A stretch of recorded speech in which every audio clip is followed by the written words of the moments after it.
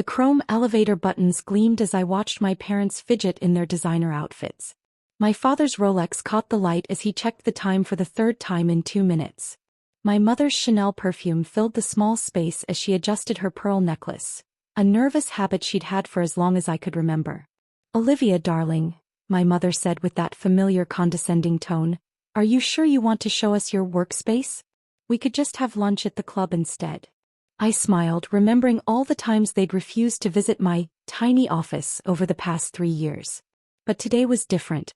Today they'd practically invited themselves, worried about their precious family reputation after hearing rumors about my financial struggles from their country club friends. "You'll want to see this, Mom," I assured her, pressing the button marked T for penthouse. "Penthouse?" My father scoffed. "I think you hit the wrong button, sweetheart. Your little tech company surely can't afford." The elevator smoothly ascended the Sterling Tower, one of the most prestigious buildings in the financial district. 3 years ago, when I left my father's investment firm to start my own tech company, they'd been horrified. "Madison and Sons has been our family legacy for generations," Dad had roared. The fact that I was a daughter, not a son, had never seemed to bother him until I wanted to run things my way. "Remember that startup I told you about?" I asked, watching the floor numbers climb. "The one you said would never work?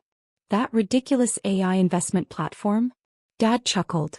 "Don't tell me you're still throwing money at that pipe dream." Mom touched my arm. "Honey, there's still a position waiting for you at the firm. Junior VP, your father says. Much more suitable." The elevator timed at floor 15, where a young executive entered. His eyes widened when he saw me. "Miss Sterling," he exclaimed. "I didn't expect to see you today. The board presentation was incredible yesterday." My parents froze. Mom's hand dropped from my arm. "Thanks, Mike. How's the new trading algorithm performing?" "Revolutionary, ma'am. We've already had calls from 3 major banks wanting to license it." He got off 2 floors later, leaving my parents in stunned silence. I could almost see the wheels turning in their heads. Sterling Tower. "Miss Sterling. Board presentation. Olivia." My father's voice had lost its patronizing edge. "What exactly is going on?" The elevator continued its smooth ascent. "Remember when I said I had an idea that would change the investment industry? An AI system that could predict market trends better than any human analyst. That impossible idea that would never work?" He quoted his own words back to me. "Yes, that one." I watched the numbers. 45, 46, 47. The one that now handles investments worth over $50 billion. $50 billion? Mom whispered. "But that's not why I brought you here today," I continued as the elevator approached the top floor. "You see, when my company took off, I needed a suitable headquarters. And this building, well." The elevator timed one final time. "Let's just say I got a good deal when I bought it." The doors opened to reveal a stunning penthouse office with floor-to-ceiling windows overlooking the city. Modern art adorned the walls, and a sleek desk faced the impressive view. But what caught their attention was the massive sign behind my desk: "Sterling Innovations, where AI meets investment." "Welcome to my building," I said quietly, stepping out of the elevator. My mother's perfectly maintained composure cracked. "Your building? All 60 floors of it?" I walked to my desk, enjoying the sound of my heels clicking on the marble floor. "Would you like a tour? We can start with my tiny office here in the penthouse." Dad's face had turned an interesting shade of red. But Sterling Tower is owned by Sterling Innovations," I completed for him. "My company. Named after Grandma Sterling, by the way. The one who always told me to think bigger than anyone expected." "But that's impossible," he sputtered. "You've only been gone 3 years." 3 years, 4 months and 17 days, I corrected. "Would you like to see our latest quarterly reports? They're quite interesting." A knock at the door interrupted us. My executive assistant, Jessica, entered with a tablet in hand. "Miss Sterling, sorry to interrupt, but Goldman Sachs is on line 1 about the merger, and the mayor's office confirmed your lunch meeting tomorrow." "Give me 5 minutes, Jessica," I said, watching my parents try to process the situation, and push the Goldman Sachs call to 3 p.m. After Jessica left, my father collapsed into one of the leather chairs facing my desk. My mother remained standing, her eyes darting around the office as if searching for signs this was all an elaborate prank. The merger they're talking about on CNBC? Dad's voice was barely a whisper. That's you. I sat behind my desk enjoying the role reversal. For years I'd sat on the other side of his desk, listening to him explain why my ideas were too risky, too innovative, too different from how things are done. Yes, that merger. We're acquiring Thomson Financial's AI division. Rather fitting considering they rejected my job application 4 years ago. I pulled up some figures on my holographic display. Would you like to see the numbers? Mom finally found her voice. But at the Christmas party you said you were still figuring things out. You were wearing that same old blazer. The one you said made me look like a junior associate? I smiled. I wore it on purpose.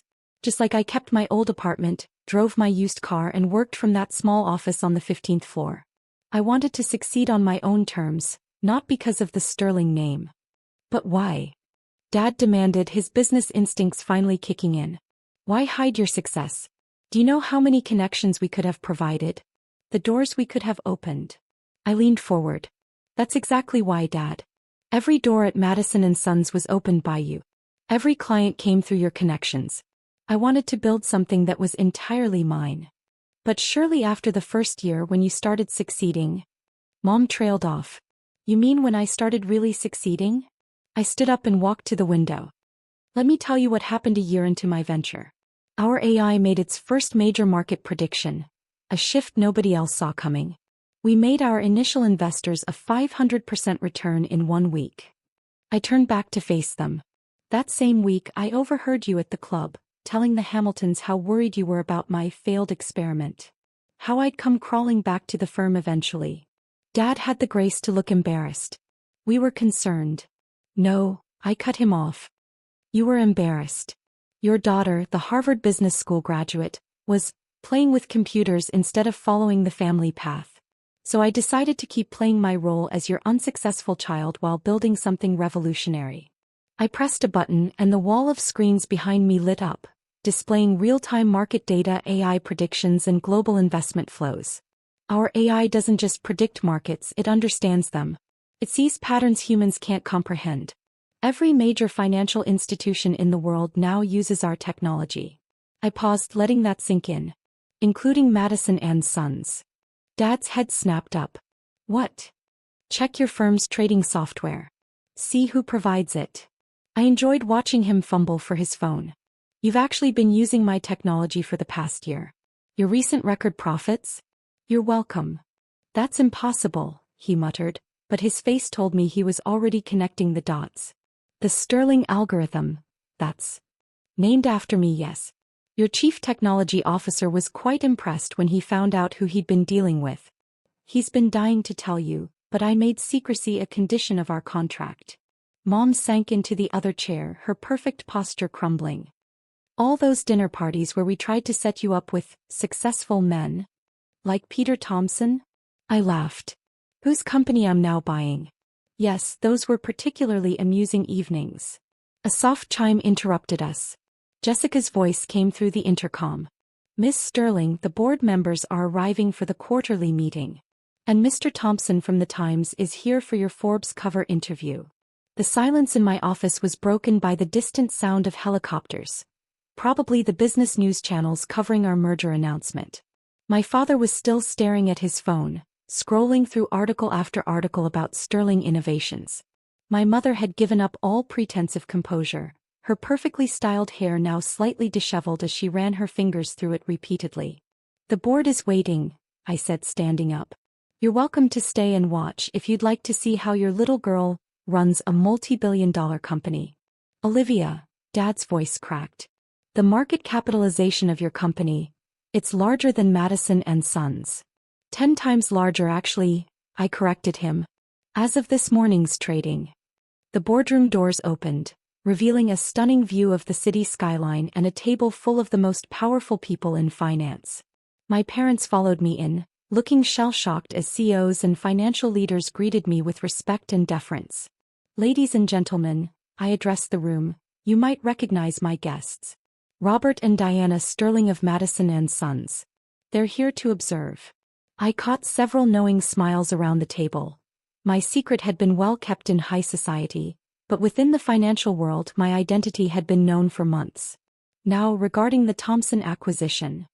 For the next hour, my parents watched in stunned silence as I led discussions about billion-dollar decisions, technological innovations and global market strategy. Their daughter, who they thought needed career guidance, was directing the future of global finance. As the board members filed out congratulating me on the merger, my father finally spoke up. "Why didn't you tell us?" he asked softly. "All this time we thought." "You thought what you wanted to think," I replied, gathering my papers. "That a woman couldn't succeed in finance without following the traditional path. That innovation was too risky. That AI was just a trend." "We were wrong," Mom whispered. "So terribly wrong. The funny thing is," I continued, walking to the window, "I tried to tell you. Remember that dinner 3 years ago? I explained how AI could revolutionize investment banking. You both laughed and changed the subject to the Hamilton Sons' new partnership." "I remember," Dad admitted. "I didn't understand half of what you were saying." "No, you didn't try to understand. There's a difference." The intercom buzzed. "Miss Sterling, the Times interview." "Give me a moment, Jessica." I turned to my parents. "I have a cover interview to do. But before you go, there's something else you should know." I handed them a folder.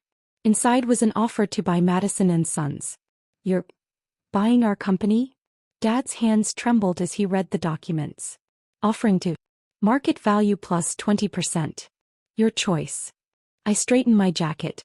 "You can either join Sterling Innovations as a subsidiary, modernize with our technology and thrive, or continue competing against us with outdated methods." "You'd buy your own father's company?" Mom gasped. "Business isn't personal, remember? Isn't that what you always taught me, Dad?" He looked up from the papers and for the first time I saw something new in his eyes. Respect.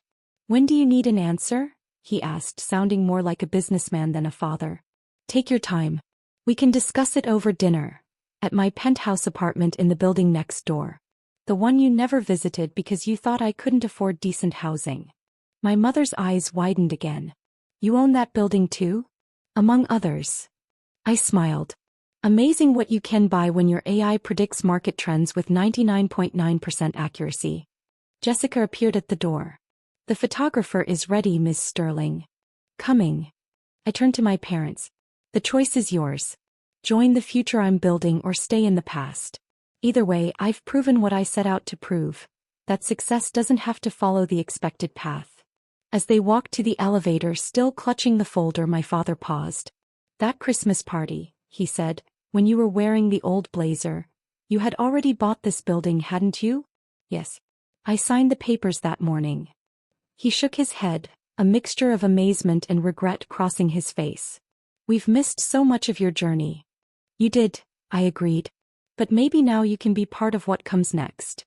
As the elevator doors closed on their stunned faces, I straightened my shoulders and headed to the photo shoot. Tomorrow's headlines would reveal my success to the world, but today's revelation to my parents felt more significant somehow. Sometimes the biggest success isn't in the billions you make or the buildings you own, but in the moments when those who doubted you finally see you for who you really are. As I posed for what would become the cover of Forbes, I smiled, thinking of my tiny first office on the 15th floor.